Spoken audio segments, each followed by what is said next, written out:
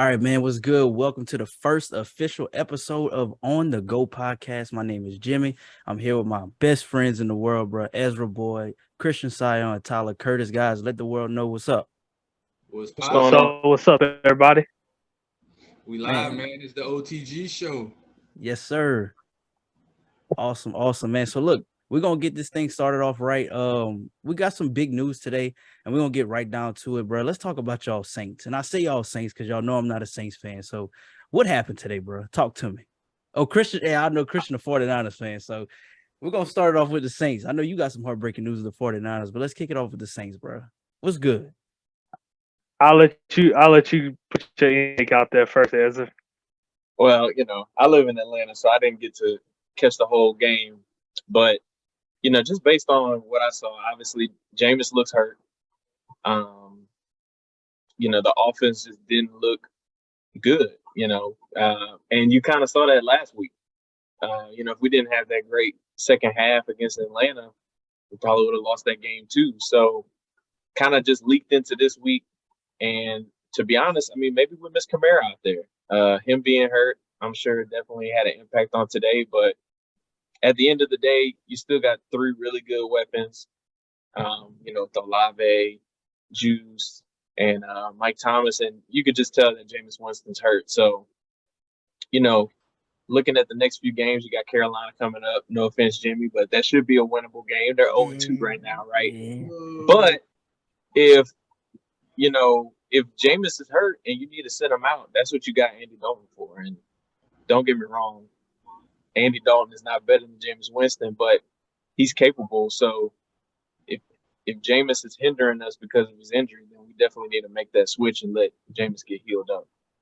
I totally agree, man. You can go ahead, T. I I like that. I don't know if I don't know if he's injured, but he was still pushing the ball downfield. But you could tell something was off.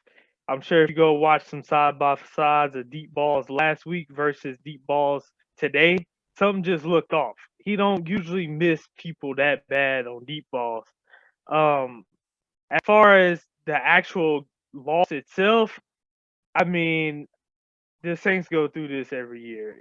The month of September is always bad. Last year we lost to Carolina week 2, and they smacked us. The next week we beat the Patriots. Like it's just something about them in September games, whether it's home away or whoever they playing, they just don't play well. Yes, they still find ways to win, but even the games they win look bad. They just look like they play horrible. Like last week, if you don't have that fourth quarter, that's an L. And right now we sitting at 0-2. Defense played lights out until maybe not even. I wouldn't even say until anything. They play lights out. Offense, the offense. We got to get them up to par, I would say, and get them clicking. I know it's some new play calling and new, you got some moving pieces with the line. But once they get the offensive line solidified, get over the injuries, they'll be fine. They'll be trending. And like Ezra said, yes, next week should be a win. We don't want to jinx anything, but it should. Win the bowl. I don't want to go out there and call it a win, but it's a Yeah, winnable winnable. game. But I mean, You're right. Jameis was off today because his back's messed up. That's why he wasn't hitting them throws, man. Like as a quarterback, you need your core and your back to throw the ball. If your back is hurting you, you can't step into your throws and do what you need to do. You're trying to move as little as possible. So that's what I'm saying. If it's going to hinder him, for the next few games, it might just be best to let him get healed up a little bit. But you So can as you play say through that, that injury. So as you say that, looking at the schedule, we'll call it the next 4 weeks. Next week we go to Carolina, then we go to London and play the Vikings. That's gonna be a tough game, mm-hmm. for sure. The Vikings are clicking right now. I know it's only been 1 week, but they look real good last week. Then the Seahawks come to town. And we don't know, are they the Seahawks are they really good, or did they get lucky last week? Today really showed. Chris can tell us, a lot more on that because Seahawks and 49ers play today, and then you got the Bengals coming to town. The Bengals not looking too hot, but anybody can that one game that you need to turn it up and get that switch going. So if we need to sit Jameis for the Carolina Vikings game, maybe I'm all for it. Andy Dalton is a capable quarterback. He's won games in this league. He's he's a good quarterback. And I mean, come on, all Saints fans though. We won games last year with Trevor Simeon. Come on, man. Do anybody know who he plays for right now? Thank you. Hell no. Okay. No. Not at all. So, I think one of the biggest things is, especially I'm seeing it not just with the Saints and not just with the Bengals, but I'm just seeing a lot of quarterbacks and wide receivers not have that timing down right. I don't know if it's because they reduced the preseason and really starters really didn't get a chance to play this preseason at all. And I think one of the biggest things was, let's take for instance Jameis and Burrow. They didn't really come into the fold until that last week because of injuries. You know what I mean? Like Burrow had a crazy appendectomy, and then Jameis was nursing an injury as well. So he really didn't come in until the end. So I could kind of see how those two teams are kind of fumbling the bag right now. But it's still an early season. We got an extra game this season, so we should be good. But what I really, really, really want to talk about is my man Chris. So Tyler kind of brought up the Seahawks and how they actually played the 49ers today. So Chris, man, holla at your boy, bro. What's going on with Trey Lance, dog? Part of the faithful, we had a little shake up today, man. Our boy went down. Trey Lance went down. Apparent ankle injury. So far, word is he might be out for a lengthy bit of time, might be the whole duration of the season. Thankfully, and I'll be the first to admit, I'm glad we still have Jimmy G in rotation. At least that's somebody who's familiar with the system and the whole team, and at least he has the trust with the team, rather than having someone, a new backup who's trying to fit in and figure out the system and the players and building chemistry and so forth. Yeah, Trey Lance going down, but again, it's early. It's only week 2. We still have 16 weeks to go. Once I feel like with Jimmy still being there, I think we didn't really miss. We're not gonna be missing too much. Maybe athletic capabilities with Lance, him being able to scramble out the pocket and move around and create a little bit of space for his receivers to get open. But I think Jimmy's solid. I talk smack about him, but he's solid. I'm not going to discredit him or what he's accomplished. He's better than Andy Dalton, that's for sure. Yeah, he's much better than Andy Dalton. I say, sucks for y'all, bro. But yeah, man, we're gonna be all right. The faithful holding it down. Offense is clicking. I think we gotta put a little pieces and figure out what's not working and put it together and keep the chemistry going. But the faithful looking all right, man. With Lance going, it hurts, but we're gonna be all right. I have faith in my boys. Faithful did. Okay. So I think one of the biggest things, I was kind of interested in seeing how they would come out this week because I know they lost Elijah Mitchell last week, if I'm not mistaken. And I don't know how long he's going to be down for, So it was pretty dope to see y'all come out and having 2 significant injuries back to back and y'all starting lineup, seeing how y'all bounce back. But I got a real question to ask you. So y'all got porn star Jimmy, y'all got lap dance Lance. So let's say Jimmy G balls out this year, right? He is the highest paid backup quarterback in the league. Let's say he balls out this year. It definitely would elevate his stock if y'all decide to, offload him in the offseason. But if he shows y'all something this year and the team starts to buy out around him, do y'all look into getting rid of Trey Lance? No, keep him. Okay. If that's the guy y'all want to be the face of the franchise, I don't want to. If I'm the people who's making those decisions, I say keep him. He still have lots of room to grow and develop. He's young. got so much potential. I mean, the potential is the ceiling. You know, he got so much room to grow and learn. Keep him, push him, have him feel comfortable in his situation and knowing that the team and the organization is behind him and got trust in him and wants him to be the face of the franchise for years to come down. So to answer that question, I'd say keep him. If Jimmy G shows up and prove out, man, that's what you want him to do. You put the money behind him as the highest paid backup quarterback. Allow him to be that. Let him lead while he's the leader on the field. Let the players trust him. You know, he's not garbage. He might No. lack a few things here and there, but he's a solid quarterback, and I believe he can get the job done. And he's proven at times he can lead the troops. You know, I think we're so used to the more athletic, capable quarterbacks now with the Lamar Jacksons and the Patrick Mahomes, the Kyler Murrays. Those guys, you can see them do so much more than the standard quarterback or in pocket quarterback. You know, I think that's what Trey Lance kind of overshadows Jimmy a bit. People wants to see Lance do all the, or at least be in tap with this new generation or this new wave of quarterbacks. I got you. And a quarterback, you know. I got you. And to Christian's point, like if you try to trade Trey Lance, you're not gonna get what you gave up to get him. No, not even close. Proven anything. And then what kind of value? You know, you put him on the block. Everybody in the league's gonna say, "Yeah, Lance is intriguing, but like, why are you getting rid of him?" Like, I have questions now because you just traded, you know, 3 first-round picks for him, and now you're trying to get rid of him. That Why are you trying to get rid of him? Exactly.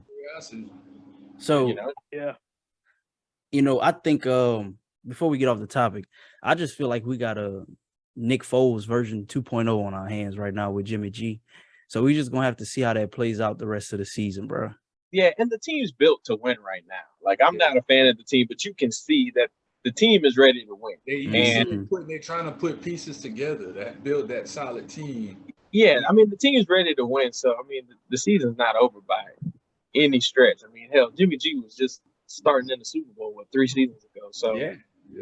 I mean, the team's built to win now. So this doesn't change anything for the Niners at all, in my opinion. Agreed. And he got in as a backup today. He threw a touchdown or 2, so he can work it a bit, you know. I agree, man. So before we exit NFL talk and hop into some LSU talk, I do want to touch on this Miami and Ravens game, bro. They got a lot of Tua haters that were out there before the season started. You know, people were talking about just because you got Tyreek doesn't mean he's gonna be able to throw the ball to him. Well, Tyreek showed out today, and so did Tua, bro. Tua had 6 touchdowns today, 469 passing yards, right? And at one point, they were down 21 points in this game, and they come back. They rallied all the way back to win 42-38. So how y'all feeling about Tua? And more importantly, how does Lamar Jackson look, being that he's not even discussing contracts anymore right now? I just want to say that I've always been Team Tua for several years now. Oh, so you planting your flag? I just want to let everybody know, like, I've been on Tua brotherhood. That's right. A fellow lefty, Alabama. You know what I'm saying? So, the talent's always been there. He was great in college, and you know the people that were saying, "Oh, they got Tyreek Hill, he's not gonna be able to throw it to him." Let's look at who he threw to in college. Jamison Williams, fast. Devontae Smith, really fast. Jalen Waddle, really fast.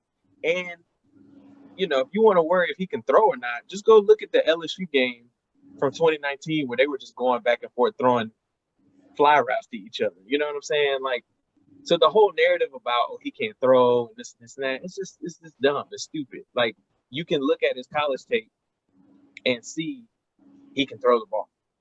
You just got to have, you know, and not everybody can be Michael Jordan, right? It don't matter the situation. But sometimes as a quarterback or as a player, you want to have a coach and a staff that have confidence in you. And I think that makes a difference. And, And Mike I think he McDaniel has that. coming from San Francisco and saying, Tua's my quarterback. I'm going to build my offense around him. He's our guy. I think that did a lot for him, and people were giving him crap because the Dolphins, for some reason, posted that throw of him underthrowing Tyreek Hill and tried to hype it up. And they were killing him on the internet. But, they stood behind him and they said, hey, this is our quarterback and this is what we're going to do. And you seeing it.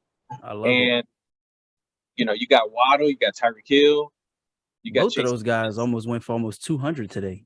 Hell, Mike Gesicki's still on the team. He made a great catch today for a touchdown. They got weapons, man. And this offense is built around his strengths. Yep. So the defense is solid. They're going to continue to win games. It's going to be them in Buffalo for that division for sure. Let's also without a doubt. They play Buffalo next week, actually, too. Well, there you go. So you want to really prove it. I mean, today was a good win for them because Baltimore is going to be in the playoffs. They're going to be making some noise as well. So for them to come back the way they did and for Tua to throw the ball for them to win the game says a lot. Mm-hmm. Says a lot, man. So, Chris and Tyler, let me ask you. Granted, we don't like to see the Brody Lamar lose, but he played well in this game. So do you put this loss on him? Is he supposed to come back and battle back and get that win, or is this more on a defense? I'm not gonna put all the blame on Lamar. I'm sure he could have done more to some people, but that's just some people preferences. I can't sit here and say I wasn't in that position. At the end of the day, to me, it's a team effort. Everybody got to show up on both ends. One person can't win the whole game. It's that you playing football. It's not made for one person to win a game. It's a collective effort. I feel like everybody has to show up and do their part. And again, it's anybody's game at the end of the day. The other team just had that oomph in them today. They wanted it more. They dogged it out. They fought it hard, and they got the dub at the end of the day. I don't want to put the blame on Lamar solo. It's a team effort to me. Got you. I agree with Chris. Personally, I didn't watch the game, but just touching off what y'all had said, yeah, you can't put it on Lamar. Lamar has some new-ish receivers, and their defense has to, get stops. That's what they get paid to do, get stops. The defense, the offense spots you 21 points, and the defense don't, get the stops, and Miami fights their way back and eventually wins. No, you cannot put that on Lamar without a doubt. I mean, you never want to put any type of loss on just one player. It's like it's a team thing. So as a team, it looks bad because yes, they were up 21. But no, definitely not an individual, and surely not Lamar. He did what he did. I want to say he had 300 plus yards. Mm-hmm. So he played. I'll have to go check the stats on my fantasy, but if you look at the stats, he balled out. Yeah, Lamar played really well. The loss is definitely not on him. Not on him. That defense, man. He was real accurate Marcus today Williams, too. You put all that money on that defense. It just didn't pan out. That's right. You up? Well, I don't know what it was, but they were up by at least 3 touchdowns. They were. That's a game you're not supposed to lose at home. No, that's what I'm saying. There's no room to come back from that. Not at all. So, guys, that's the Falcons type of stuff, man. Right. Exactly. Yes, sir. All right. So we're coming down to the tail end of the show, man. It's been a good one. But before we get up out of here, we do have a game tonight. It's the Bears versus the Packers. Packers at home. Aaron Rodgers is having trouble with his young receivers. And I'm going to be honest, bro. Justin Fields looks like he might be ready to actually have a sophomore breakout. Who y'all got tonight? At home, I'm gonna go with A-Rod and the Packers, man. Okay. What about you, Ez? I'm going with the Packers. I like Justin Fields, but give me Aaron Rodgers bouncing back from week 1. Bet. How about you, T? I'm gonna go opposite. I'm gonna go Bears. I'm gonna say Justin Fields keeps riding that wave of beating San Fran last week, even though it was in the slop, and they found a way to beat Aaron Rodgers at home tonight. Neither quarterback has a quote unquote good receiver to throw it to or a house known receiver. So it should be a slugfest, whether it's defensively or offensively. And I think Justin Fields makes some plays with his legs, and he finds a way to pull that out for them. Bet. I love it, man. I'm gonna go with the Bears as well. I don't like the Packers, so I'm definitely going with Justin Fields. I'm rooting for that fella. And man, it's been a great one. We do have 2 more great games on Monday night. We have Titans Bills and then Vikings Eagles. So it should be some fireworks tomorrow night, guys. Dude, let's go ahead and pick those real quick and see All right. Who we got? So we gotta go real quick. So who y'all got? Titans versus Bills. I'm gonna go real quick. Give me Bills and Vikings. Bills and Vikings. What about you? Yes. I mean, Chris. Bills and Vikings for me also. Okay, what about you, T? Yep. Me too, Bills and Vikings. Gotcha. I'm gonna go Bills and Eagles, man. I like the way Jalen Hurts has been playing, so I think he's gonna pick up right where he left off. Well, okay, guys, so we'll see. Looks like Bears is gonna be the tiebreaker. There we go. So, guys, it's been lovely. I appreciate you. Y'all can catch us on all major platforms. This is episode 1, and we'll see you again this week. We out. Peace. Love y'all to death, man. I'll let y'all later.